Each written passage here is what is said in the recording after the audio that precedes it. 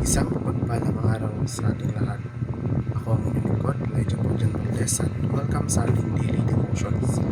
Ang ating verse for the day nasa Roma, chapter 1, verse 19 to 20. Sinasabi dito na, ito ay sapagkat ang maaari nilang malaman patungkol sa Diyos ay maliwanag na sa kanila, dahil inihiyag na ito ng Diyos sa kanila.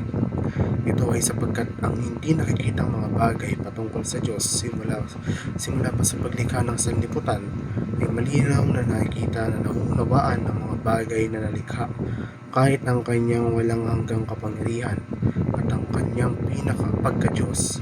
Kaya nga wala na silang anumang maidadahilan. Ang lahat ng nilikha ay nagtataglay ng mga fingerprints ng Diyos. Ito ay isang metaphorical na paraan ng pagpapahayag ng natural na mundo kasama ang masalimuot na disenyo at kagandahan nito ay sumasalamin sa mga katangian at malikhaing kapangyarihan ng Diyos. Ang paglikha ay nag-aalok ng mga sulyap sa kalikasan at katangian ng Diyos. Bagamat ang Biblia ay mahalagang pinagmumulan ng pag-unawa sa Diyos, hindi lamang ito ang tanging paraan upang makilala siya. Maraming Kristiyano ang naniniwala na ang Diyos ay maaari ding makilala sa pamamagitan ng personal na karanasan, panalangin at patnubay ng banal na Espiritu. Ang Biblia mismo ay nagbibigay diin na ang pagkilala sa Diyos ay nagsasangkot ng higit pa sa intelektual na pag-unawa. Ito ay isang patuloy at karanasang relasyon.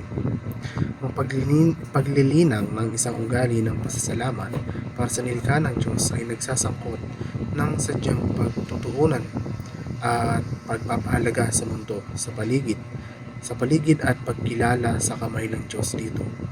Ito ay maaaring makamit sa pamamagitan ng panalangin, pagmumuni-muni at aktibong pakikipag-ugnayan sa kalikasan.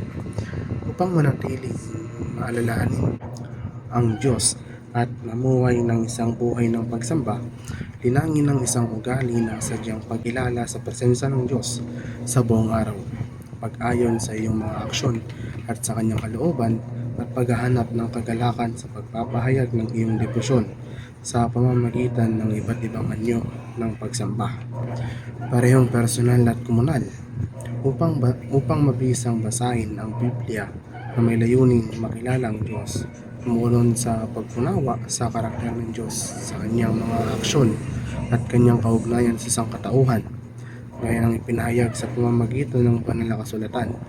Lapitin ang Biblia bilang isang paraan upang makaharap ang Diyos, hindi lamang isang bagay o isang hanay ng mga tuntunin o makasaysayang teksto. Muli, ako ang inyong lingkod, Elijah Pujan Valdez, at dito na nagtatapos sa aking daily devotions.